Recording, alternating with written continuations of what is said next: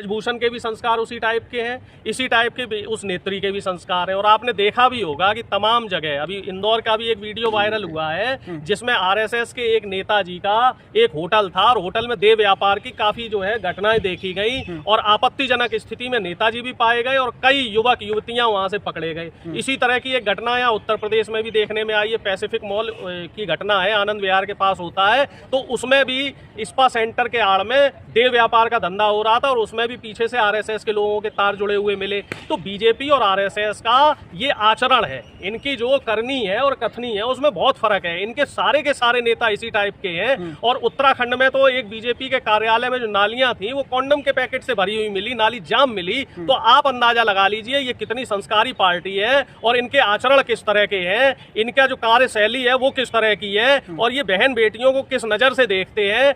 जो बलात्कार की घटनाएं हो रही हैं आप देख लो, चाहे उत्तर प्रदेश की घटना हो चाहे किसी भी राज्य की घटना हो, ज्यादातर बलात्कार की घटनाओं में या तो शासन प्रशासन के लोग मिलेंगे या बीजेपी के नेता जो है उसमें शामिल मिलेंगे।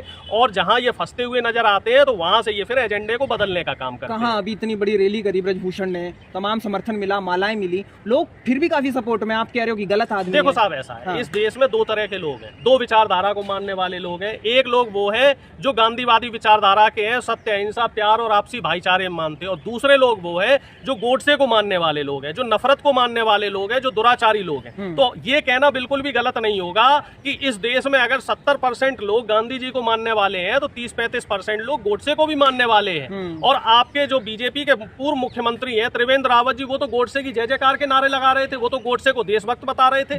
और संबित पात्रा जो है, जो प्रवक्ता है, वो गांधी को राष्ट्रपिता मानने को तैयार नहीं है। वो कह रहे हैं कि बापू कैसे राष्ट्रपिता हो गए, एक व्यक्ति जो 1880 शताब्दी में पैदा हुआ और वो कैसे हमारा राष्ट्रपिता हो जाएगा। तो इस तरह की आप बातें देख लो, जब बीजेपी के लोग गोडसे को तो बता रहे हैं, इतिहास जगा रहे हैं, वो जो दबा हुआ इतिहास नहीं जगा रहे, ये इतिहास को बदलने की कोशिश कर रहे हैं। अगर इतिहास दबा हुआ है, इतिहास ये इनके हिसाब से सही है, तो जब ये चीन में जाते हैं, जब ये जापान में जाते हैं मोदी जी, जब अमेरिका जाते हैं मोदी जी, तो वहां जाके आप भगवान बौद्ध और गौतम और गांधी जी की शरण में क्यों चले जाते हैं? वहां जाके आप सावरकर और गोडसे की बात करो ना। विदेशों में जाओगे तो आपको गांधी की शरण लेनी ही पड़ेगी, क्योंकि गांधी कोई एक व्यक्ति नहीं थे, एक विचारधारा थी। और वो ऐसी विचारधारा थी, इस विचारधारा को हमारे देश नहीं पूरी दुनिया में लोग मानते हैं। दक्षिण अफ्रीका जो हमारे बाद में आजाद हुआ है, वहाँ नेल्सन मंडेला को वहाँ का गांधी माना जाता है। और तमाम जो राज्य है, तमाम जो देश है, छोटे छोटे देश हो या बड़े बड़े देश हो, वो गांधीवादी आइडियोलॉजी को अभी भी पढ़ते हैं और उसको पढ़ने के लिए हमारे देश में आते हैं और उस विचारधारा को एडॉप्ट कर रहे हैं। विदेशी, चाहे यूरोप के लोग हो, यूएसए के लोग हो, वो यहाँ आके गांधी को पढ़ना पसंद करते हैं, कोई भी सावरकर और गोडसे को नहीं पढ़ता। बीजेपी साफ तौर पे इतिहास को बदलने का काम कर रही है। ये वही बीजेपी है जो सावरकर, जो गद्दार था, जिसने 9 बार लिखित माफीनामा दिया था, उसको ये वीर बनाने पे लगे तुले हुए, उसको भारत रत्न दिलाना चाहते हैं और गोडसे को ये आतंकवादी से क्रांतिकारी बताने का काम कर रहे हैं। तो ये हमारे शहीदों का अपमान करने का काम कर रहे हैं। खिलाड़ियों की चल रही थी, तो जो साक्षी मलिक है वो आला हाईकमान से मिली है, कैसे देखते हो उसको? देखिए, निश्चित तौर पे देर जो की जा रही है, जो मामले को आगे बढ़ाया जा रहा है, वो सिर्फ इसी वजह से बढ़ाया जा रहा है कि पहलवानों पे दबाव बनाया जाए। किसी को पैसे पे का लालच देने की कोशिश कर रहे हैं, किसी को नौकरी का दबाव बना रहे हैं कि तुम नौकरी ज्वाइन नहीं करोगे, आंदोलन करोगे तो तुम्हें नौकरी से निकाल देंगे, किसी के ऊपर चरित्र पे उसके लांछन लगाए जा रहे हैं। तो हर तरीके से ये सरकार जो है वो दबाव बनाने की कोशिश कर रही है। ये बीजेपी की शुरू से इसी तरीके की फिलॉसफी रही है, इनका आचरण ही इस तरीके का रहा है। हमें किसान आंदोलन को उसको देखना होगा। किसान आंदोलन को पहले बदनाम किया, खालिस्तानी पाकिस्तानी देशद्रोही बताया, फिर आंदोलन को तोड़ने की कोशिश की, 3-4 जो किसान यूनियनें थी वो आंदोलन छोड़ के भी गई थी, फिर पुलिस प्रशासन का दबाव बनाया, फिर किसानों को कुचलवाने का भी काम किया। और बाद में आपने देखा कि जब किसान नहीं टूटे तो मोदी जी को हार माननी पड़ी, माफी मांगनी पड़ी। उसी तरीके से पहलवानों पे ये अब दबाव बनाने का काम कर रहे हैं। इनको जंतर मंतर से हटा दिया, इनके ऊपर फर्जी केस लगा दिए, इनको पुलिस से रोदवाया, लेकिन इनके हौसले अभी भी पस्त नहीं हो रहे। और मुझे पूरी उम्मीद है, कहा जा रहा है कि आंदोलन खत्म हो गया। नहीं, आंदोलन खत्म नहीं हुआ है। 15 जून तक का समय दिया गया है और 15 जून के बाद एक नई रणनीति के तहत आंदोलन फिर से शुरू किया जाएगा। अभी सरकार को समय दिया जा रहा है, जहां तक मेरी जानकारी है सरकार को सिर्फ समय दिया गया है, क्योंकि सरकार जो गृह मंत्री है, गृह मंत्री ने आश्वासन दिया है कि हाँ भाई हम कार्रवाई करेंगे। अब गृह मंत्री अगर कार्रवाई नहीं करेंगे तो आंदोलन होगा। आंदोलन, यही तो बात है कि एक ही आंदोलन, वो एक ही तरीके के बंदे हर आंदोलन में दिख जाते हैं, आंदोलन जीवी, काम कुछ है नहीं, बस विरोध करना है। बात बताइए कि अगर सत्य के लिए अहिंसा के लिए, भाईचारे के लिए और अन्याय के लिए बदनाम करने के लिए सरकार की।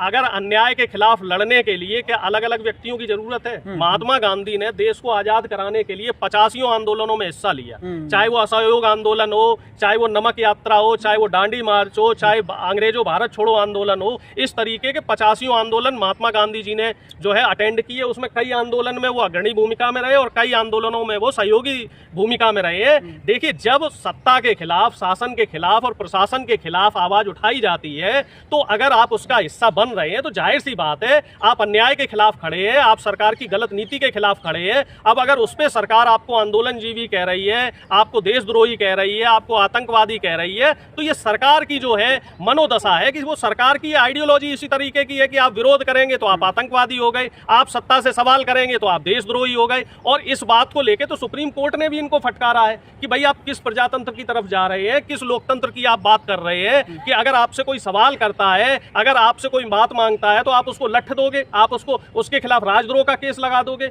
वो तो भला हो माननीय सुप्रीम कोर्ट का कि उन्होंने राजद्रोह जो है वो बैन कर दिया, बोले अब आप किसी के खिलाफ राजद्रोह का केस नहीं लगा सकते हैं। नहीं तो जो पत्रकार सरकार से सवाल करता था, जो सोशल एक्टिविस्ट सरकार से सवाल करता था, जो विपक्ष का नेता सरकार से सवाल करता था, उसके खिलाफ ये राजद्रोह लगा देते थे। और अब एक इन्होंने नया पैंतरा पकड़ लिया है कि जो भी विपक्ष का नेता इनसे सवाल करता है उसके पीछे ईडी भेज देते हैं। आज तमिलनाडु के एक मंत्री के घर पे ईडी का छापा पड़ा है। जो भी सवाल करेगा सरकारी मशीनरी का दुरुपयोग करके ये उसको दबाने की कोशिश कर रहे हैं। ये लोकतंत्र को और संविधान को कमजोर करने की कोशिश कर रहे हैं। 2024 में मोदी होने वाला, मोदी जी। देखो साहब, ये बात मैं नहीं कह रहा, ये बात तो आरएसएस ने कही है कि 2024 में आरएसएस का एक मुखपत्र है, आप भी उसको पढ़िएगा, ऑर्गेनाइजर नाम है उसका।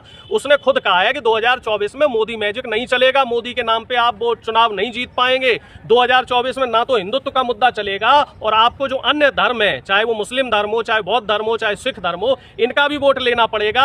और उसी का जो परिणाम है आप देखना, उत्तराखंड में पहली बार ऐसा हुआ है कि बीजेपी कार्यालय में कलमा पढ़ा गया। अब ये लोग जो है पसमानदा की बात कर रहे हैं। मुसलमानों में एक बड़ा तबका होता है, पिछड़ा समाज है मुसलमानों का, जैसे पसमानदा समाज कहते हैं। तो अब मोदी जी पसमानदा समाज को लुभाने का काम कर रहे हैं। अब चूंकि एक बात ये है ना कि आप सिर्फ और सिर्फ हर जगह मंदिर मस्जिद, हर जगह हिंदू मुस्लिम, हर जगह आप लव जिहाद, आप हर जगह जो है आप हिजाब, तो ये मुद्दे आपके हर बार नहीं चलेंगे। आपको मुद्दे बदलने पड़ेंगे।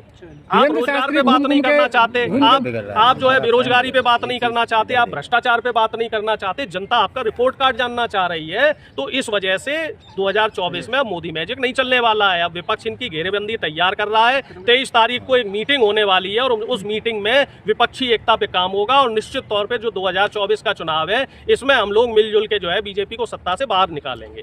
धीरेन्द्र शास्त्री घूम के ये प्रचार, देखिए धीरेन्द्र शास्त्री जी को कोई तवज्जो नहीं दे रहा है। धीरेन्द्र शास्त्री का सब जान गए, जिस तरीके के आसाराम बापू थे, जिस तरीके का राम रहीम था, उसी पैटर्न पे धीरेन्द्र शास्त्री भी चल रहा है। और धीरेन्द्र शास्त्री अगर इतना बड़ा बाबा था, ज्ञानी था, तो उड़ीसा वाला जो रेल दुर्घटना हुई, उस रेल दुर्घटना को उसने क्यों नहीं रुकवा दिया। और धीरेन्द्र शास्त्री पे तो खुद इल्जाम लग रहे हैं कि उनके आश्रम से सैकड़ों लोग लापता हो चुके हैं और दर्जनों के खिलाफ जो है दर्जनों एफआईआर उनके यहाँ हो चुकी है लापता होने की। धीरेन्द्र शास्त्री का भी हिसाब किताब बहुत जल्दी होने वाला है। क्या ऐसा माना जाए कि लड़ाई जो पहलवानों की है लंबी चलेगी?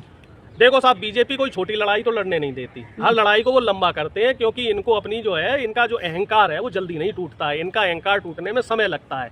अब अग्नि परीक्षा इस समय जो है पहलवानों की भी है और सरकार की भी है कि सरकार जो अपने वादे इन्होंने पहलवानों से किए हैं उन वादों पे कायम रहती है कि फिर से ये यू टर्न लेती है। और पहलवानों के लिए ये है कि उनकी जो इच्छा शक्ति है वो कब तक रहती है और कब तक वो सरकार के खिलाफ डटे रहते हैं। जिस तरह हरियाणा में किसानों पे लठ बजाए गए थे कि पहलवानों की बात को उठाने पर, क्या किसान अब बैठेंगे या फिर साथ देंगे? नहीं, बिल्कुल साथ देंगे। बजरंग पुनिया भी अभी गए थे, आपने देखा होगा, चढ़ूनी साहब के ऊपर लाठी चार्ज करवाया था, कई किसान उसमें घायल हुए थे, चढ़ूनी जी गिरफ्तार भी हुए थे। वहाँ बजरंग